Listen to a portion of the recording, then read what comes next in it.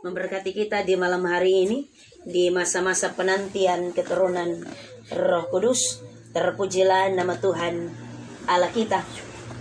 Bapak Maba Saudara Nurman yang sangat diberkati oleh Tuhan Yesus Kristus. Shalom. Shalom. Sekali lagi shalom. Shalom. Tergesa-gesa tetapi Roh Allah menuntun kita. Firman Tuhan, tetapi apabila ia datang yaitu Roh kebenaran, ia akan memimpin kamu ke dalam seluruh kebenaran, sebab ia tidak akan berkata-kata dari dirinya sendiri. Tetapi segala sesuatu yang didengarnya, itulah yang akan dikatakannya, dan ia akan memberitakan kepadamu hal-hal yang akan datang. Bapak Maba Saudara orang beriman yang sangat diberkati oleh Tuhan Yesus Kristus, tentunya bahwa hal menunggu adalah hal yang sangat membosankan. Tetapi kalau seandainya yang muda-muda dong, potong bilang menunggu dong, bilang itu hal yang paling menyenangkan. Tunggu karena metua mau datang, tunggu karena waktu mau datang. Kalau kau yang stop tuh ompong peo tuh jangan tunggu. Tentunya bahwa hal menunggu benar ini hal yang membosankan. Tetapi ada orang juga yang menunggu dengan tenang, menanti dengan setia. Karena dia tahu bahwa dalam proses menunggu dan menanti, pasti ada jawaban yang memuaskan. Setelah kematian Tuhan Yesus, kemudian kebangkitannya, dan ia menampakkan diri kepada murid-murid. Kemudian ia naik ke sorga. Tentunya bahwa ketika Yesus naik ke sorga, dia menjanjikan penghibur kepada murid-muridnya, yaitu Roh kebenaran, Roh Kudus yang akan datang untuk menghibur, menuntun, dan membawa kita ke dalam kebenaran-kebenaran Allah. Yesus menjanjikan sebelum dia naik ke sorga. Bapak Maba Saudara orang beriman yang sangat diberkati Tuhan, kenapa sehingga Yesus menjanjikan penghibur? Karena tentunya bahwa dia akan meninggalkan murid-muridnya, dan murid-muridnya tentunya ada dalam kegelisahan, ketakutan, kerisauan, karena berbagai-bagai pergumulan, karena berbagai-bagai keadaan. Yesus menjanjikan penghibur supaya murid-murid tidak merasa sendirian.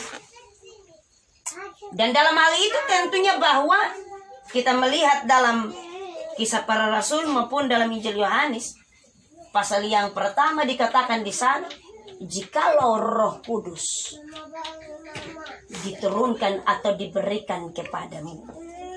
Artinya bahwa Yesus menjanjikan setelah dia naik ke sorga, dia akan mengirimkan Roh Kudus kepada murid-murid. Yohanes bilang begitu. Tetapi tentunya juga bahwa dalam keadaan yang demikian, Yesus menjanjikan benar bahwa pekerjaan Roh Kudus adalah untuk menghibur. Sehingga bagian firman Tuhan yang kita baca dan kita renungkan pada malam hari ini, disampaikan Injil Yohanes, tetapi apabila ia datang yaitu Roh kebenaran, ia akan memimpin kamu ke dalam seluruh kebenaran. Pekerjaan Roh Kudus adalah bukan hanya menghibur, tetapi akan memimpin, menuntun orang percaya kepada kebenaran. Menuntun orang percaya kepada pengenalan hidup takut akan Tuhan. Menuntun orang percaya ke dalam kehidupan persekutuan. Karena itu tentunya ditegaskan benar, tetapi apabila ia datang, artinya bahwa ini pasti. Kalau Roh Kudus datang, maka dia akan memimpin kita. Kalau Roh Kudus datang, maka dia akan menolong kita, menghibur, menguatkan, memberi sukacita, dan seterusnya. Kalau Roh Kudus itu datang. Yang dimaksudkan dengan Roh Kudus, kata firman Tuhan, yaitu Roh kebenaran. Roh kebenaran ini datang, kata firman Tuhan, supaya dia menginsafkan dunia akan dosa, mengajarkan dunia akan kebenaran, dan kemudian tentunya bahwa Roh Kudus datang untuk melakukan penghakiman. Bapak Maba Saudara orang beriman yang sangat diberkati oleh Tuhan Yesus Kristus dengan kebenaran firman-Nya. Sebab itu ia tidak akan berkata-kata dari dirinya sendiri. Artinya bahwa Roh Kudus ini dia bekerja karena Allah sendiri, karena Yesus Kristus mengutusnya.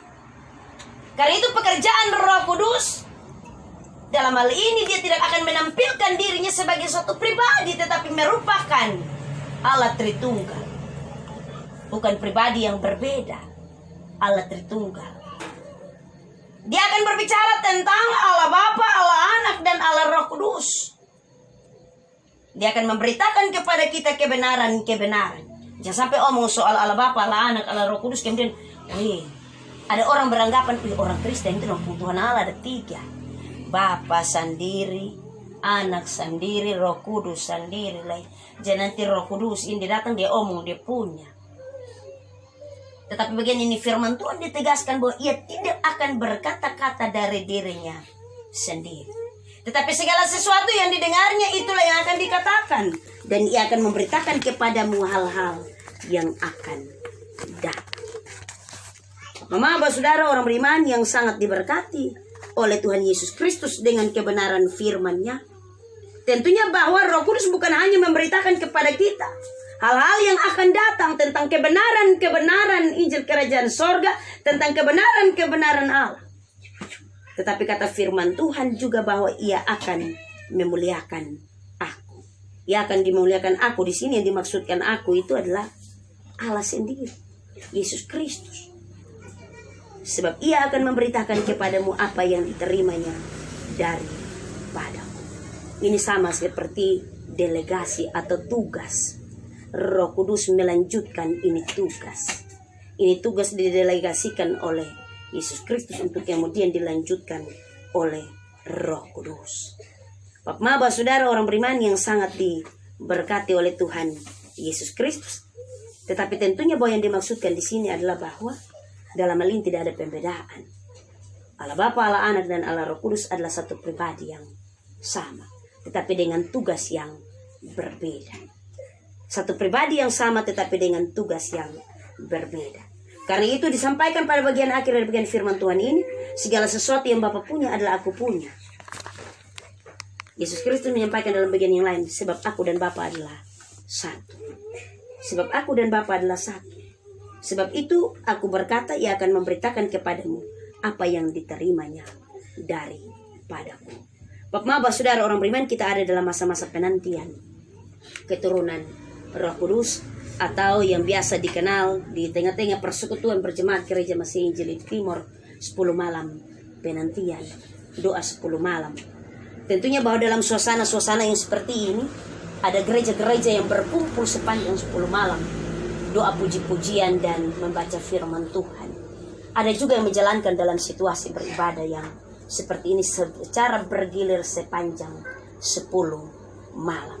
Ditentukan, atau mungkin ada juga yang bilang mari kotong rame-rame berkumpul di rukun rumah setiap malam, atau mari kotong rame-rame berkumpul di mampentua rumah sepanjang 10 malam, berdoa memuliakan Tuhan dan membaca firman Tuhan.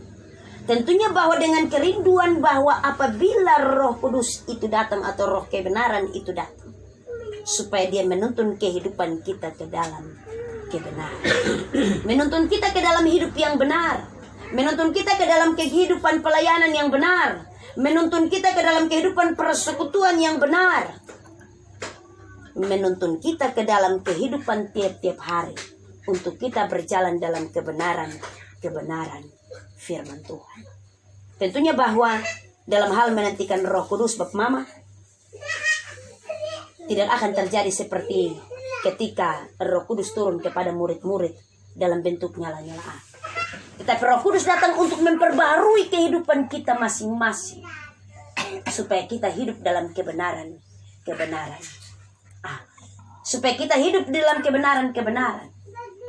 Artinya bahwa kehidupan kita benar-benar, kita hidup dalam kebenaran, melakukan apa yang Allah Bapa perintahkan, melakukan apa yang Allah Bapa karuniakan bagi kita masing-masing, baik dalam kehidupan pribadi, kehidupan rumah tangga, kehidupan bermasyarakat, kehidupan persekutuan dan pelayanan. Kita mengerjakan apa yang menjadi tugas yang telah disampaikan kepada kita.